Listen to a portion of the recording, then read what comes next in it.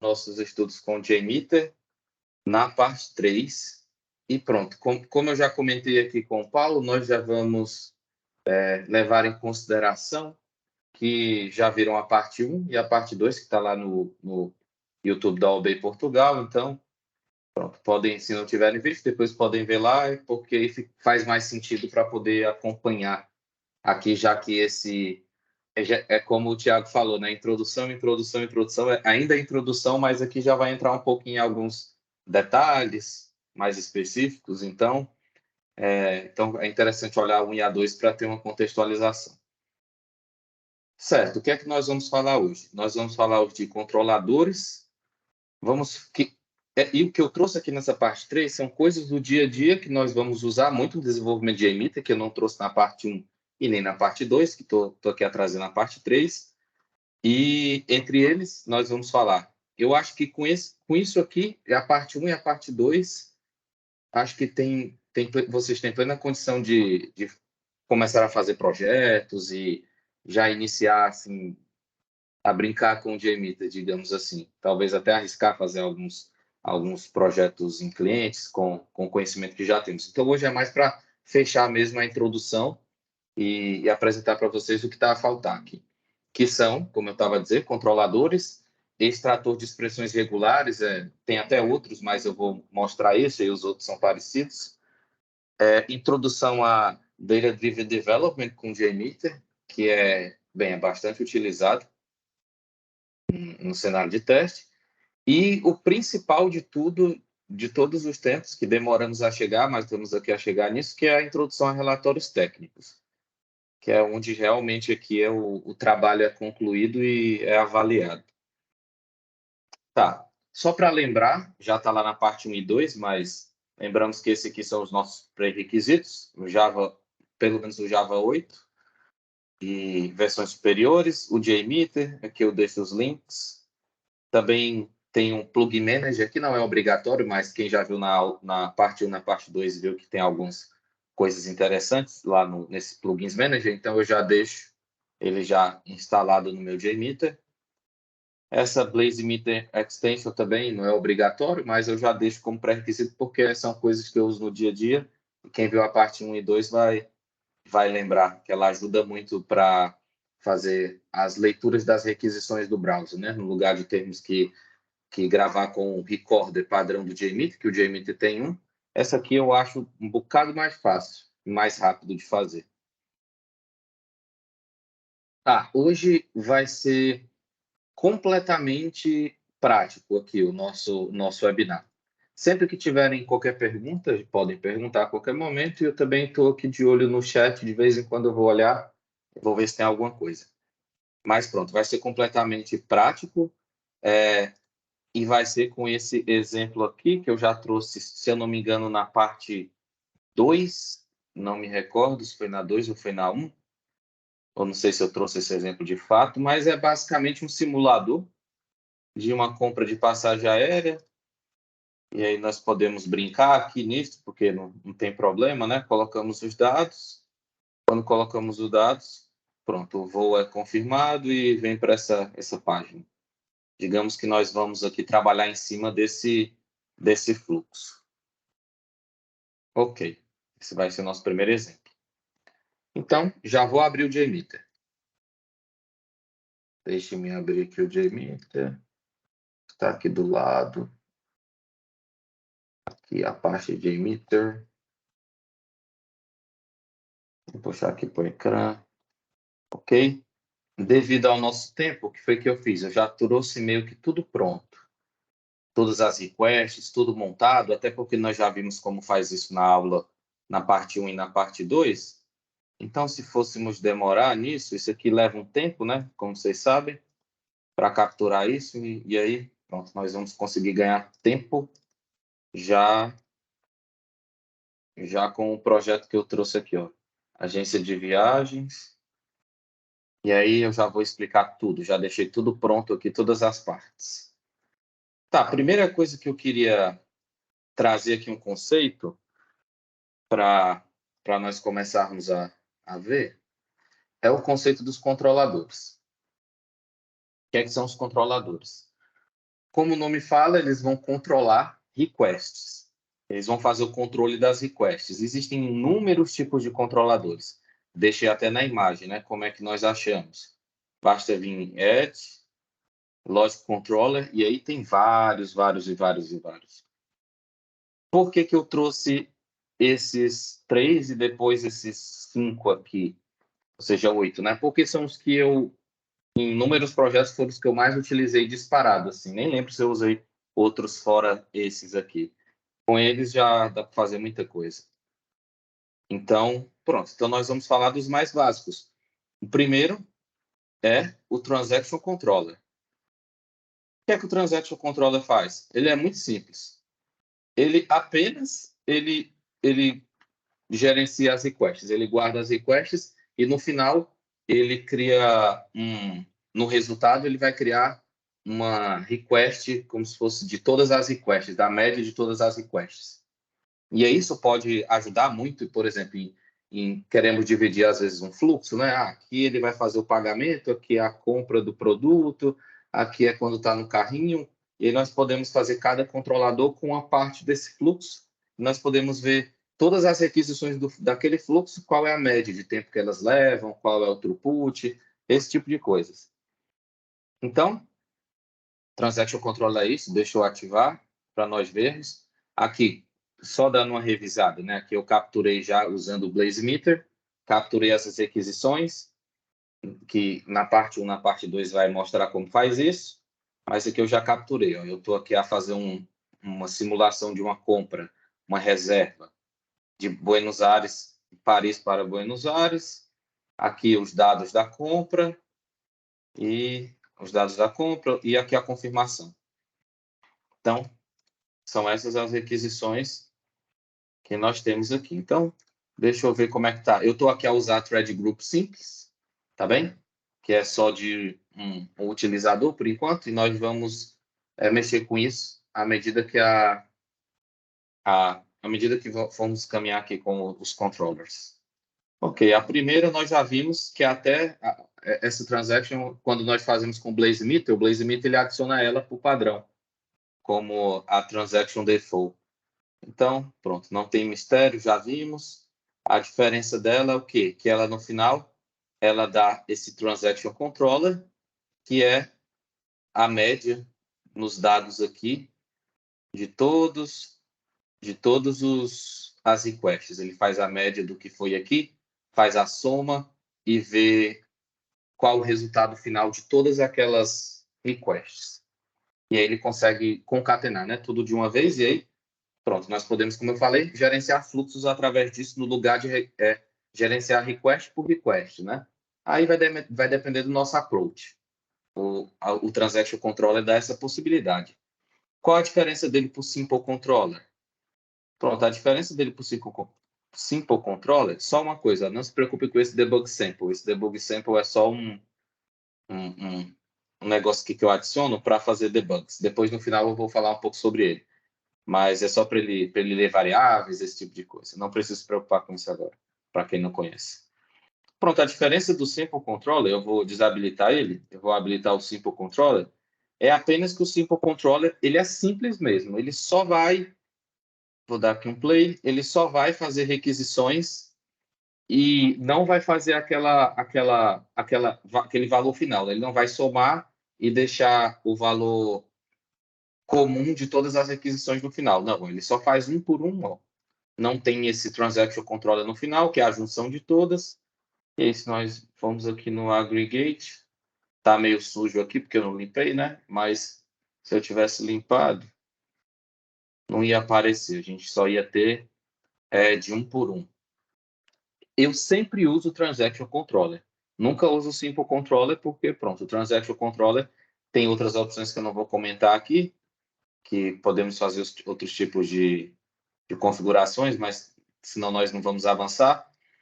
Mas do jeito que ele vem default, quando eu venho aqui adicionar Logic Controller, Transaction Controller, pronto, ele geralmente vai ser melhor do que o Simple Controller, só devido, ó, nós não temos aqui aqui agora, nós não temos aqui aquele dado final.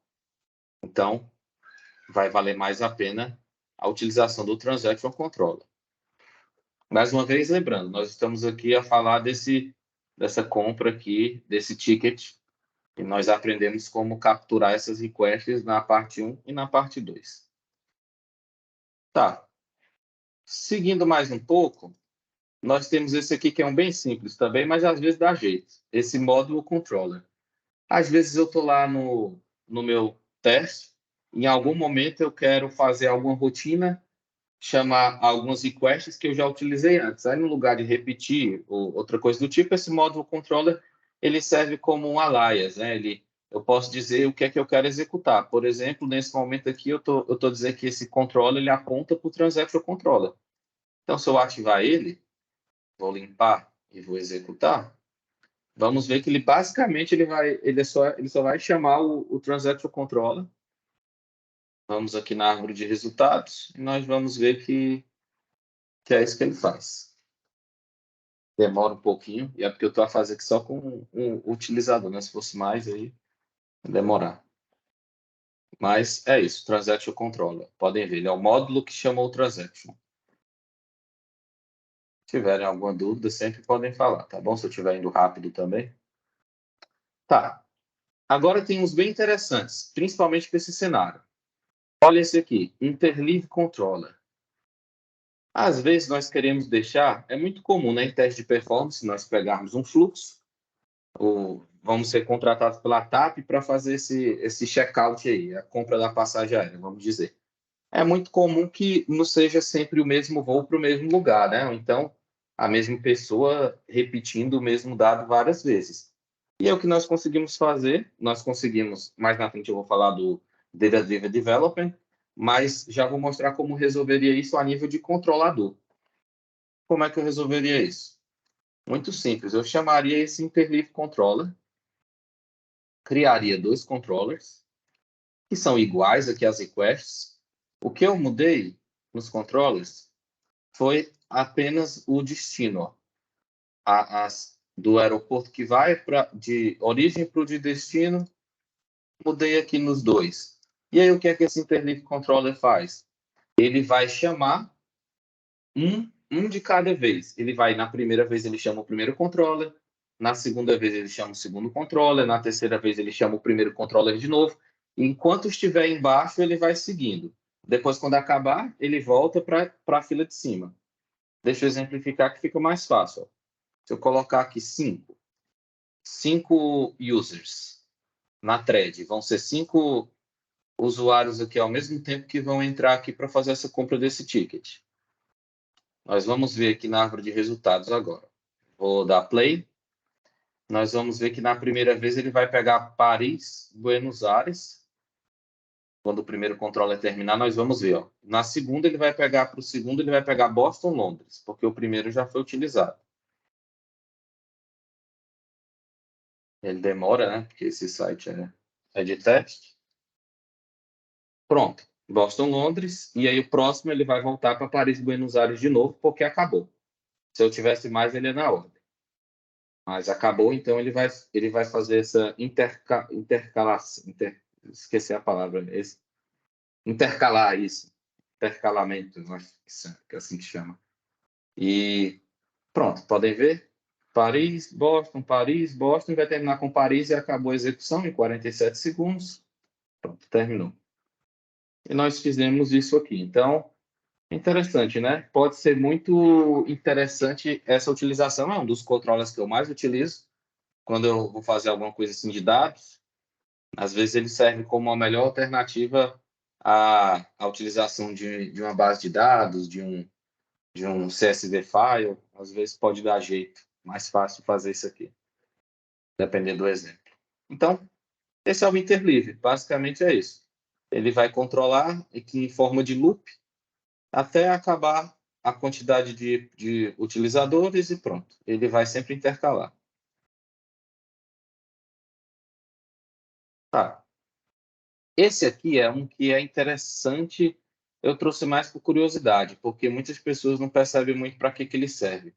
Mas ele é basicamente como se fosse esse controlador é como se fosse um loop, é como se fosse quase que um loop, baseado na duração, por exemplo. Eu coloquei aqui uma compra, né, de uma passagem aérea para ser feita, de um ticket, e eu disse aqui que vai durar 20 segundos. Se eu deixar aqui com um utilizador, realmente vai durar 20 segundos. Lembrando das nossas outras partes deste webinar, lembramos que às vezes o JMeter colocamos 20 segundos, mas tem uma margem de erro. Às vezes vai 17, 23, né? Ele tem uma margem de erro para ele parar, né? Ele não simplesmente para de uma vez, ele desliga as threads de uma maneira lá que é devagar. Esqueci como é que falaria isso em português, mas é tipo, uma forma graciosa, digamos assim, né? Seria a tradução do inglês.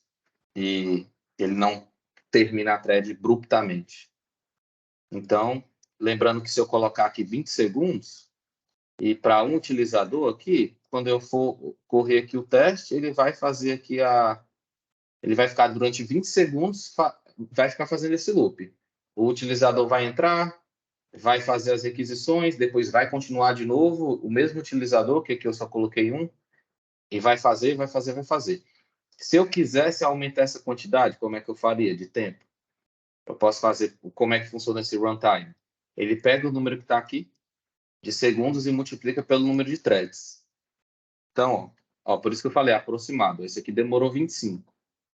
Teoricamente, se eu correr desta forma, com 20 segundos no runtime e 2 threads, aqui na thread properties, provavelmente ele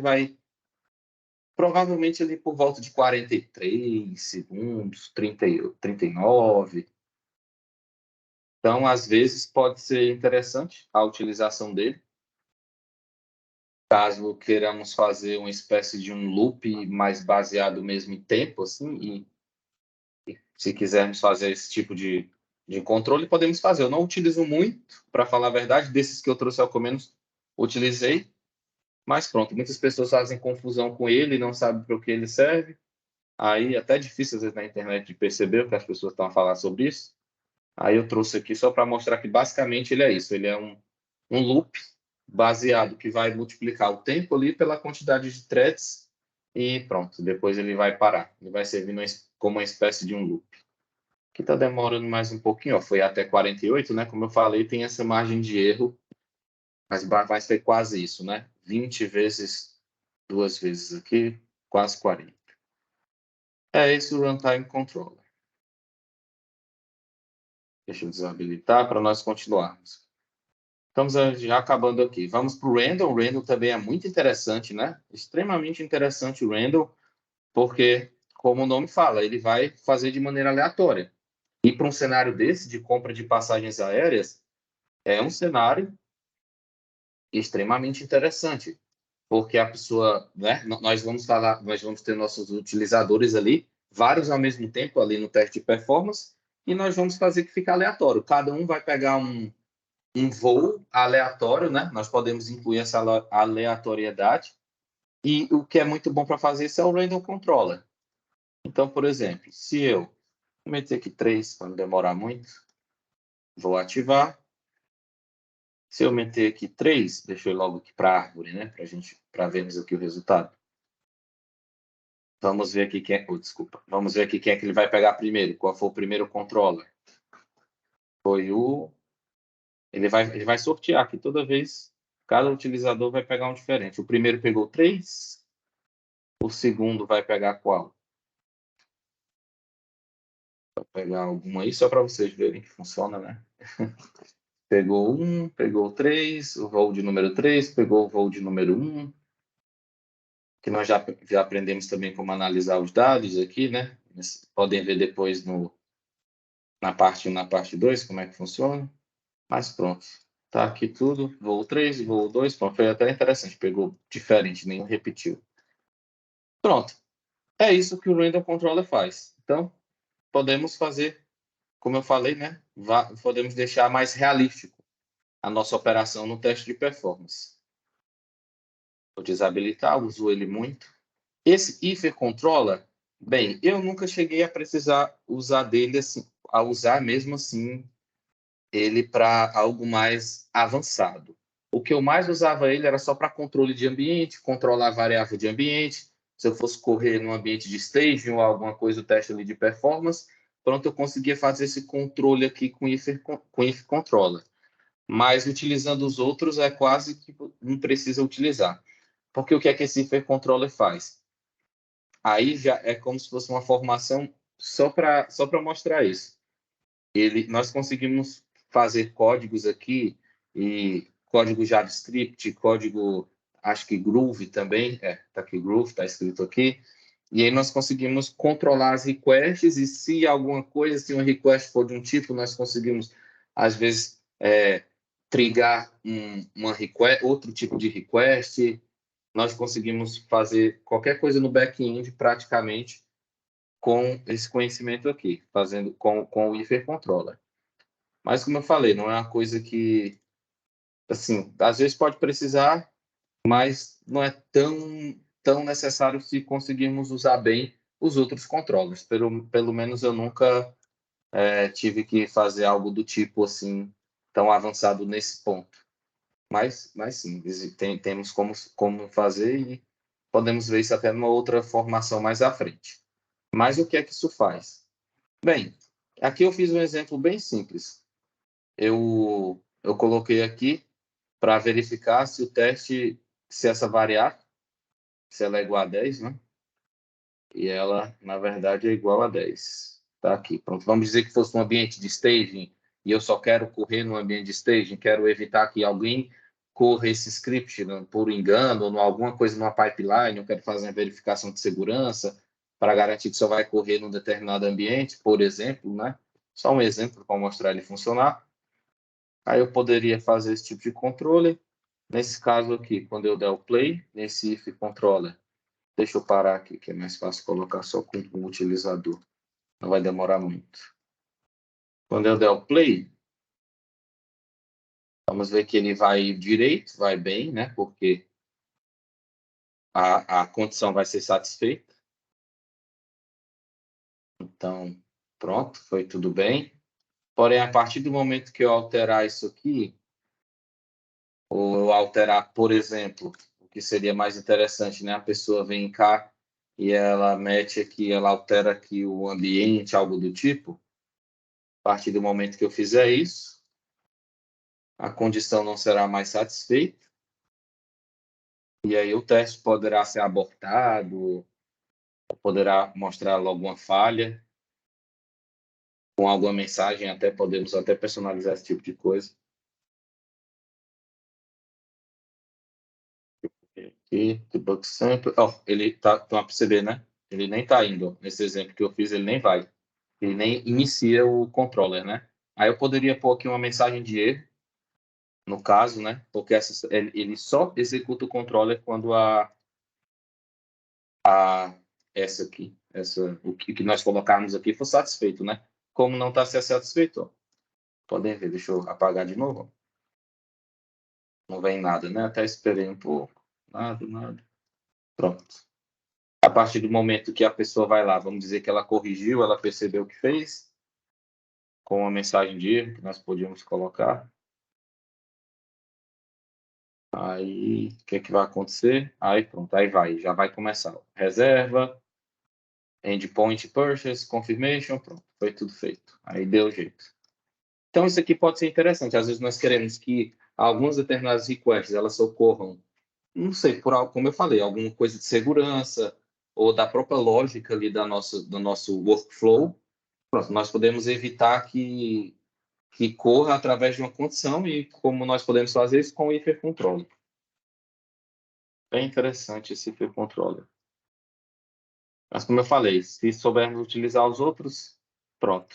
Às vezes não vai precisar avançar muito, não. O máximo que vão precisar fazer é algo desse tipo aqui, de acordo com variáveis, esse tipo de coisa. Tá, então acho que já perceberam bem como funciona aqui, né? Então, pelo que viram, os nomes são bem fáceis, né? Esse looper controller, como o nome já fala, ele vai ser um loop. Então, 3 vezes. Então, eu só estou aqui a dizer que vou dar um play, eu quero fazer a pesquisa do voo, esse voo aqui, de Paris para Buenos Aires, eu quero fazer ele 3 vezes, e é o que vai acontecer. Mas vamos ver que ele vai fazer essa mesma pesquisa 3 vezes, Então, nós vamos ver flight search 3 vezes nesse output. Uma vez, 2 vezes e 3 vezes. Demora, né? Porque, como eu falei, esse site aí é um pouco lento. Mas, pronto. 3 vezes em 32 segundos. Esse é o loop controller. Pode ser interessante. Às vezes queremos fazer algum loop, né? É quase que uma linguagem de programação, né? O JMeter eu acho isso muito interessante. Ele traz elementos de programação de maneira visual e muito fácil de organizar. Então, pronto, temos aqui o Loop Controller. Tá, agora eu vou fazer outro teste aqui, até para mudar um pouco o nosso contexto. Nós estamos aqui a fazer um flight search, né? Uma pesquisa por ticket aéreo. E agora nós vamos aqui nesse aqui também, que eu trago na parte 1 e na parte 2, que é um exemplo bem conhecido, né? É um software que faz logins. Só isso. E aí vem aqui login. Quando vemos aqui, ele entra na área de segurança, não é? Perfeito, perfeito. Nós já vimos esse exemplo anteriormente, quer dizer. Então, nós vamos fazer ele para quê? Para regular expression, para o extrator de expressões regulares, certo? Que já está aqui nessa segunda parte. Ele encontra-se aqui na parte de pós-processamento, certo? Nós podemos colocar pós-processamento, e é aqui também que eu coloquei esse debug. Então, se nós viemos aqui no nosso teste, nós vamos ver que nós temos pré-processamento, né? Na verdade, eu adicionei o operador de expressão regular na request, ó, podem ver que ele está aqui. Por que eu fiz isso? Vou já mostrar, porque eu vou fazer uma extração da request, tá bem? Eu vou mostrar aqui como é que funciona. Então, adiciona o processamento aqui a nível da request do expressão regular, está aqui, regular express extractor, e eu adicionei a nível de projeto o debug, porque aí eu posso ver todas as variáveis que eu quiser ver, e eu vou mostrar agora como funciona o debug a nível de todo o projeto, não a nível da request.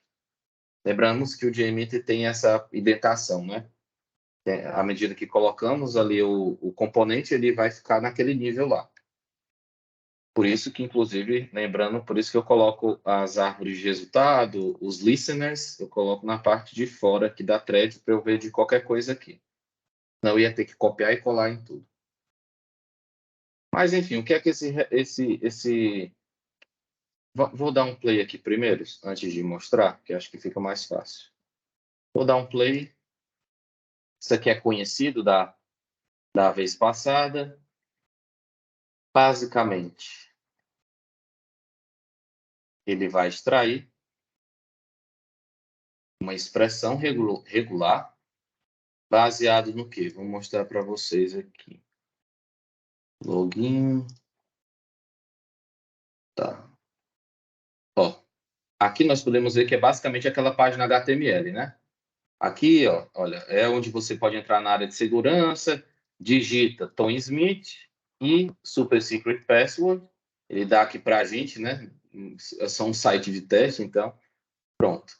Então, o que é que eu vou fazer? Olha, eu vou criar uma expressão regular que vai extrair Tom Smith e Super Secret Password do response body aqui dessa aplicação. No caso que está aqui na página HTML. Como é que eu faço isso? Como eu já mostrei, venho na request, no caso é essa que traz, né, que é a de login, /login, o path login, ela que quando nós entramos, ela carrega lá e traz aquelas informações da página inicial, e nós adicionamos como eu já mostrei, regular expression extractor. Quando fazemos isso, abre-se isso. Aí é muito fácil. Eu só tenho que fazer o seguinte, dar o nome da variável, porque eu vou extrair qual é o meu objetivo. O meu objetivo é extrair daquele texto o nome.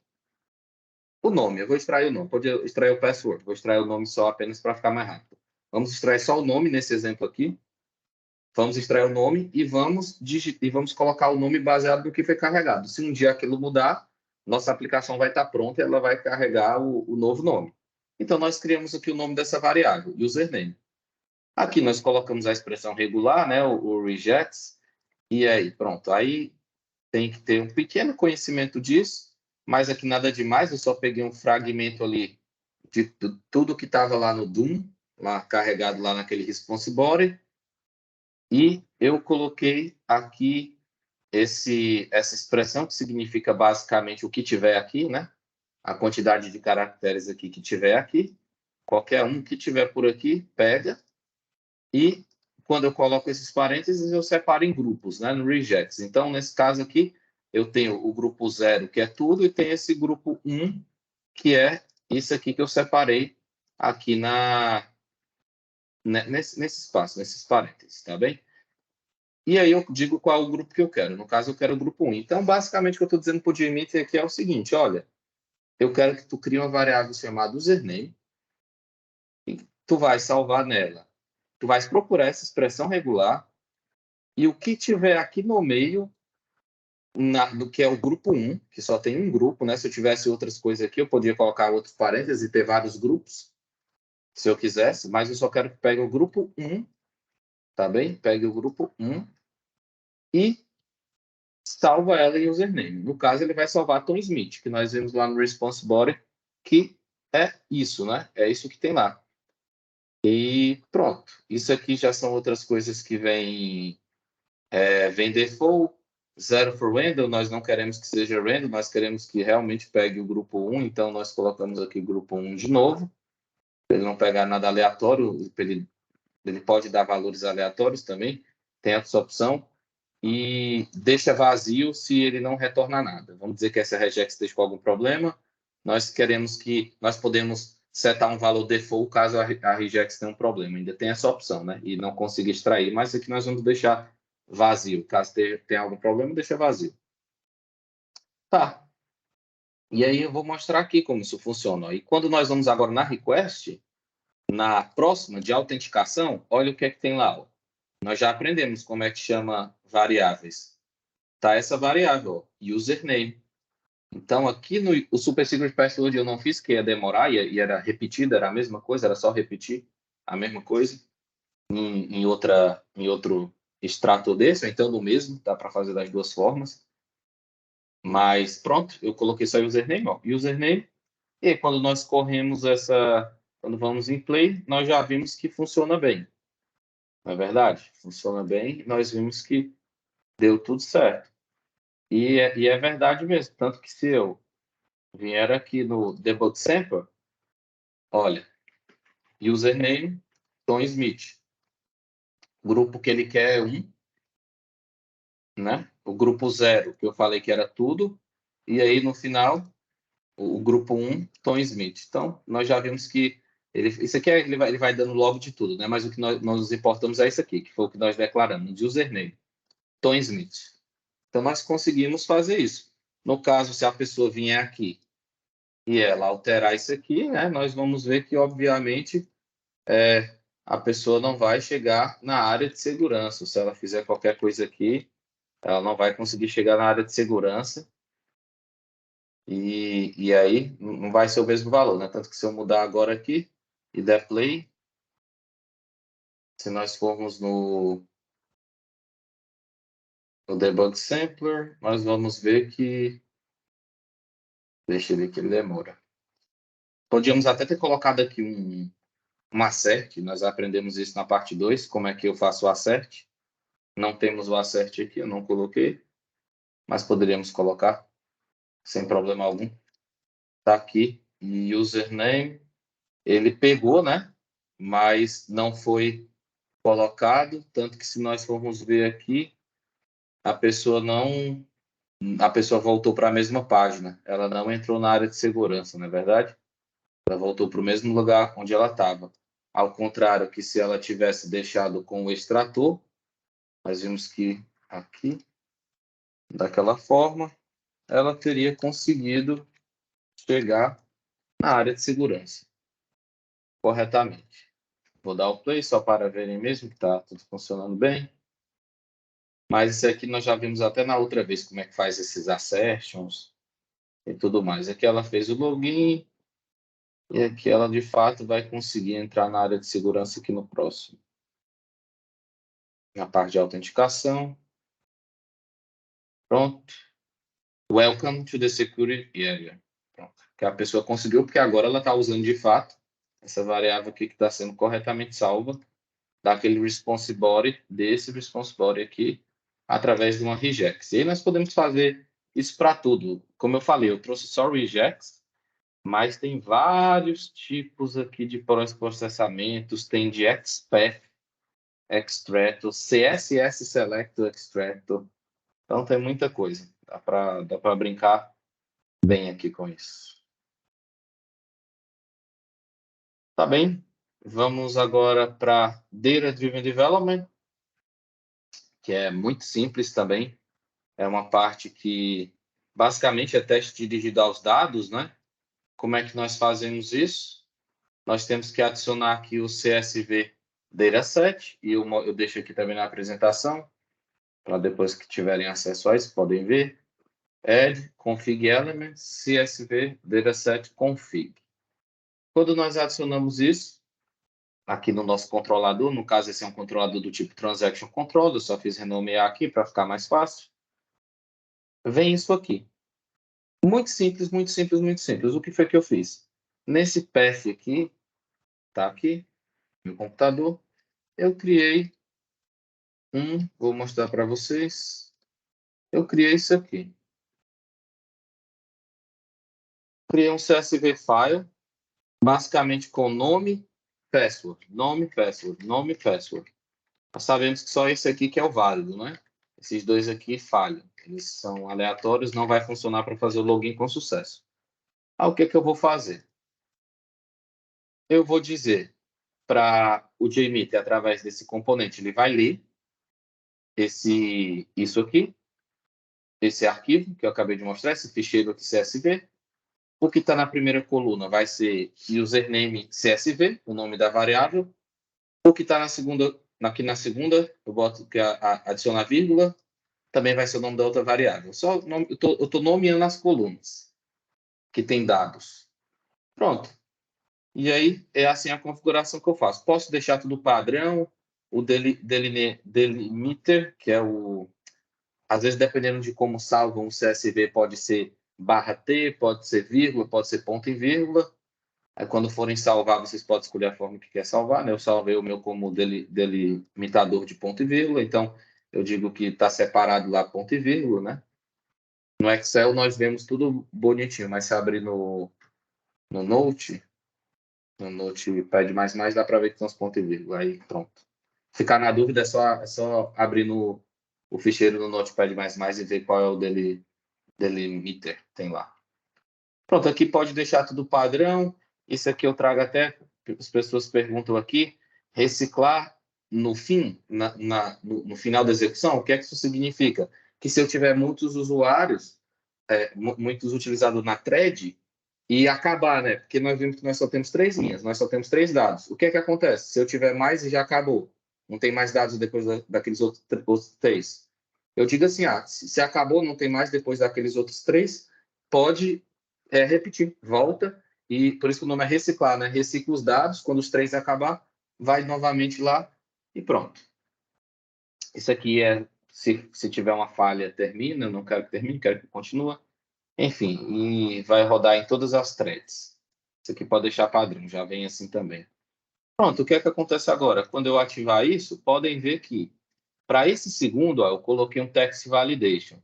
Nós lembramos da parte 2, no webinar na parte 2. Eu vou validar a resposta, vou ver se a pessoa entrou na security area através de uma validação simplíssima de texto. Então, teoricamente, o único caso que é para nós termos verdinho é o primeiro. Deixa eu só aumentar aqui para 3, né? Para nós utilizarmos todos os 3 dados. Coloquei 3 utilizadores aqui na thread, tá bem? E deixa eu ir para a aba de resultados. Vou limpar tudo e vamos lá. Vamos ver se realmente ele vai ler o CSV.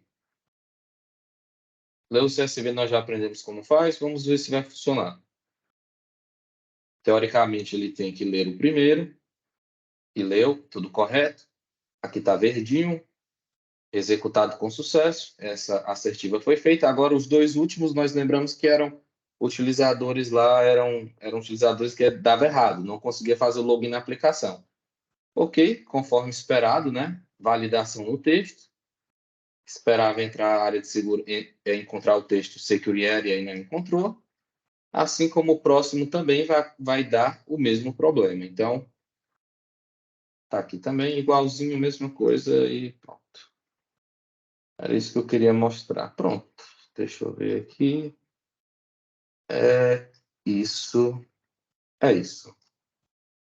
Pronto, com isso que nós vemos na parte 1, na parte 2, e agora finalizando essa parte 3, já dá para fazer muita coisa com o GMT mesmo. É muito conceito, claro, né? É mais uma questão de prática ali no dia a dia, dependendo do projeto. Vocês vão ver que tem várias opções para estar aplicando esses conhecimentos. Já vamos finalizar. Deixa eu ver só se alguém tem alguma mensagem, se tiverem alguma questão, podem até falar ou podem comentar. É possível colocar um controle dentro do controle? É possível, dá para fazer aqui do jeito que quiser. É bem interessante, já fiz isso até várias vezes, pode fazer. Por exemplo, tem uns aqui simples que eu fiz, ó.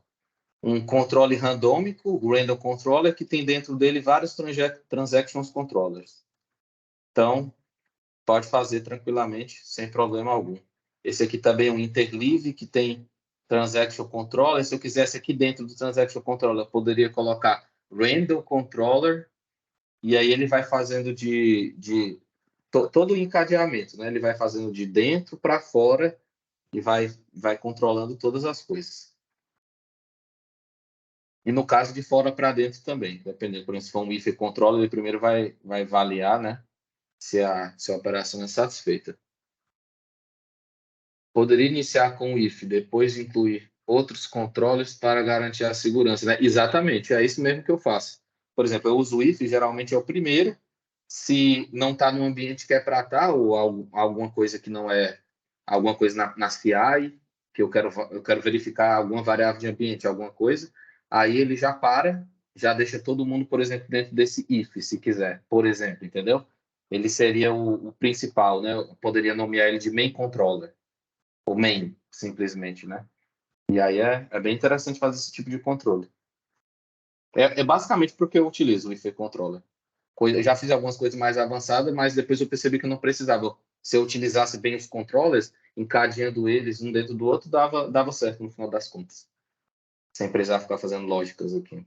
Mas tem muita coisa interessante também que dá para fazer através disso. Pronto, respondi aqui algumas perguntas. Agora vou falar a parte final. Nós temos aqui alguns minutinhos e é bem interessante falar, porque assim, vou tirar aqui o JMeter aqui de lado por enquanto. Essa parte final eu considero a mais importante, porque é aqui nos relatórios técnicos onde tudo acontece, de verdade. Eu, por exemplo, eu já fiz teste de performance para algumas empresas, eu já fiz teste de performance quando eu estava no Brasil para alguns bancos, algumas seguradoras, e eu lembro que tipo assim, por exemplo, eu ia fazer o teste, aí eu demorava 2 dias, às vezes, quando era muito, 3 dias, para eu fazer o setup, para eu criar o projeto, para eu ver, capturar as requisições, para eu escolher os plugins, os relatórios e tudo mais, gerar os relatórios, não, os gráficos, quer dizer, enfim, fazer toda essa parte de integração técnica e de tomar essas decisões a nível de padrão de projeto e arquitetura. Eu demorava uns 2, 3 dias para fazer isso. Vamos supor, né? Para um projeto ali médio, de tamanho médio, até tamanho grande, com 3 dias dava para fazer. Pronto, aí quando eu terminava esses fluxos, fazia isso, eu lembro que o relatório, aí eu demorava. Aí eu demorava aí pelo menos assim, pelo menos uma semana para fazer. Por quê? É a parte mais importante. É aqui onde nós vamos analisar todo o resultado, né? Todas aquelas threads, todos aqueles controllers, vamos ver os gráficos, tempos de resposta, throughput, latência, quantidade de erros, uso de memória do servidor, de CPU, se for o caso. Podemos também fazer até, eu trago um link, eu não vou entrar nisso, mas nós podemos, até se for uma arquitetura de microserviços, nós conseguimos através de um container do Docker, que já tem pronto para isso. Ele tem lá um Grafana, um gráfico do Grafana, que nós podemos ver como é que está ali os microserviços, como é que estão os containers ali durante o nosso ataque hacker, né? Ataque hacker, brincadeira, mas a nossa tentativa ali de estressar. Então, nós conseguimos ver quais são os containers, né? Os microserviços que eles estão sendo mais afetados, que perdem mais performance, ou que os que estão bem, né? E aí podem ver, né? A história é longa, não tem uma receita de bolo para dar, porque depende do projeto, depende do software, né? Do sistema, depende do contexto ali que vão estar inseridos, né? Aí essa parte é bem criativa, vai depender mesmo aqui é a análise mesmo do engenheiro, de olhar e sugerir coisas, né? E apresentar os resultados e sugerir. Eu vou falar até o final das sugestões. Mas pronto, mas basicamente, se nós fôssemos dar uma receita de bolo com relatório técnico, eu já fiz relatório técnico que foi, por exemplo, PDF, relatório técnico que foi uma apresentação dessa para a empresa, para toda a equipe, no PowerPoint, por exemplo, né? Então tem as duas formas, um documento ou uma apresentação. Cada empresa, cada organização vai pedir isso de uma forma diferente. Mas basicamente ele tem a introdução, né? Nós vamos dar, né, e como eu falei, em PDF ou slides de PowerPoint. Basicamente as etapas é introdução. O que é a introdução? É mais ou menos isso aqui que eu até comentei aqui de ver todos esses dados gerais, mas qual o cenário, qual foi a característica do servidor, quais foram as estratégias que eu utilizei, quais foram os fluxos que eu resolvi capturar, né? Aqui eu trouxe até eu não posso mostrar os que eu tenho, porque por conta de contrato, não tem como mostrar. Mas, por exemplo, trouxe aqui um print, aqui você mandou umas imagens que eu criei, que nós aí mostramos aqui como é que é feito lá o panorama da arquitetura do sistema deles, de uma empresa. E nós, pronto, utilizando máquinas virtuais, tem lá os bancos de dados deles, são essas informações a nível de setup, digamos assim, quais são os testes, qual foi o setup escolhido, quais foram os fluxos escolhidos. É isso que vai na introdução. Depois tem teste, resultado e recomendação, né? Estou apressando um pouquinho só para dar tempo da gente terminar tudo. Mas teste, pronto, aí depois os testes em si. Quais foram os fluxos? Qual o ramp-up? Aquelas coisas que nós aprendemos lá nos webinários passados. Qual a quantidade de utilizadores? Por quanto tempo ocorreu a execução? Aqui já vai detalhar mesmo. Foi tanto tempo, teve o ramp-up assim, depois tantos utilizadores entraram. Foi só teste de carga? Foi teste de performance a nível de estresse? Foi teste de base de dados? Foi esse tipo de especificação, né? De fato, fizemos spike test em algum momento durante a execução para vermos pico, esse tipo de coisa. E aqui nós começamos a detalhar mais os fluxos, né? Nessa parte dos testes. Os resultados, que é a parte talvez mais importante, eu acredito, né? Como eu comentei, que é mostrar mesmo as requisições, fazer análises detalhadas dos gráficos, ver onde é que teve pico, se à medida que a quantidade de utilizadores aumentou, o throughput aumentou, é um bom sinal. Nós já falamos até sobre isso antes. Se não aumentou, se começou a diminuir depois, sei lá, de 1.000 utilizadores, talvez nós encontramos ali o máximo ali que nosso sistema consegue suportar com eficiência, escalonar com eficiência ali a quantidade, as requisições, né? E é isso aí, tudo pode ser mostrado. Nós já vimos alguns desses gráficos nos webinários passados, isso pode tudo ser adicionado.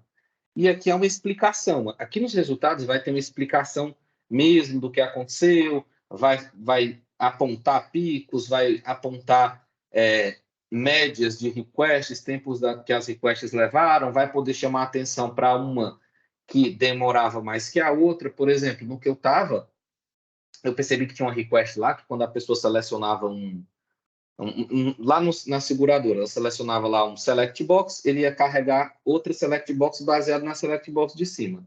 E às vezes demorava 30 segundos para calcular. Então, nós percebemos isso, né? Visualmente já dava para ver, quando era a pessoa fazer, já dava para ver que demorava uns 3 segundos. Mas aí quando tinha, sei lá, 500, 600 utilizadores, o negócio já escalonava para 30, 40 segundos. E aí, através disso, nós conseguimos perceber e sugerir. E aí eles otimizaram, eles viram que a request que eles faziam estava meio que mal feita, aí eles criaram lá uma técnica de indexação, que nós até comentamos isso a seguir, que é o que eu vou falar depois dos resultados, né? Que são as recomendações, é a parte de recomendar, né? Então, através de indexação, nós comentamos que podia agilizar ali o processo deles de buscar coisas na base de dados e para, consequentemente, melhorar a request e a performance, né? Que é o principal. Então, o que é que nós fazemos quando nós entregamos um relatório de teste de performance? Além dos resultados, interessante sempre dar recomendações, né? É isso que é esperado. Tem essa requisição, pode fazer isso, pode fazer, como eu falei, uma indexação, verifica essas requisições, que eu não sei o motivo, né? Às vezes nós não temos acesso ao back-end deles, mas nós podemos chamar a atenção e dizer, olha, tem que haver alguma otimização nesses endpoints, se for microserviços, tem algum container aí que está estourando memória device, enfim. E essas são as recomendações que nós damos no final, como conclusões, né? Na parte final mesmo do nosso relatório, seja ele em PDF, seja ele em uma apresentação como essa. Tá, aqui eu deixo alguns links aqui que eu sempre deixo no final, para quem quiser ver aqui um pouco também de vez em quando eu escrevo alguma coisa no meio, de um lado tem algumas coisas de JMeter que eu coloquei. E é isso, corri um pouco no final, mas conseguimos finalizar. Não sei se alguém tem alguma dúvida, alguma pergunta. Se tiver, pode fazer sem problema. Se não tiver, pronto. Também, se foi muita coisa, eu corri um pouco aqui para tentar fazer em 1 horinha, mas vai ficar gravado de toda forma, e aí podem rever, podem fazer junto comigo no JMeter, podem abrir o JMeter, seguir a parte 1, a parte 2, a parte 3. Eu garanto que dá para já trabalhar com o JMeter em muita coisa, em muito projeto. Assim, em pelo menos 50% mais dos projetos mais simples já dá para fazer só com esse conhecimento aqui que nós vimos aqui, com certeza. E aí talvez no futuro possamos ter também outros webinários, ver testes a nível de banco de dados, de base de dados com o JMeter, também dá para fazer isso, dá para fazer muita coisa. O JMeter é uma ferramenta muito poderosa e que, por ser grátis, né, ela não é livre, software grátis, livre é bom, e dependendo do contexto, ela pode ser muito útil, fácil de usar e dá jeito demais. Pronto, é isso. Já que não temos mais perguntas, eu agradeço a participação de todos nesse webinar. Espero que tenham aprendido alguma coisa nova, algo interessante. E agradeço também ao Gil Moutinho aí que comentou que mesmo sem ver os vídeos 1 e 2, foi bom ter visto. Fico feliz. Achou bacana a apresentação. Pronto, depois vi lá 1 e 2 que talvez ajude a complementar também alguma coisa. E é isso. Agradeço sempre que quiserem falar. Podem chamar. Meu nome é Laerte. Trocar alguma ideia e falar mais de JMeter ou do que é que seja aí. Tá bem? Um abraço a Só todos. agradecer. Obrigado. Ótima Valeu demais, apresentação. Thiago. Obrigado demais. Obrigado, José. Obrigado, Gil. Obrigado, Felizardo, também, pela presença. E até o Obrigado, próximo Laerte. webinar. Um Obrigado, abraço. ótimo Até. webinar. Abraço. Obrigado. Tchau, tchau. Tchau. Obrigado.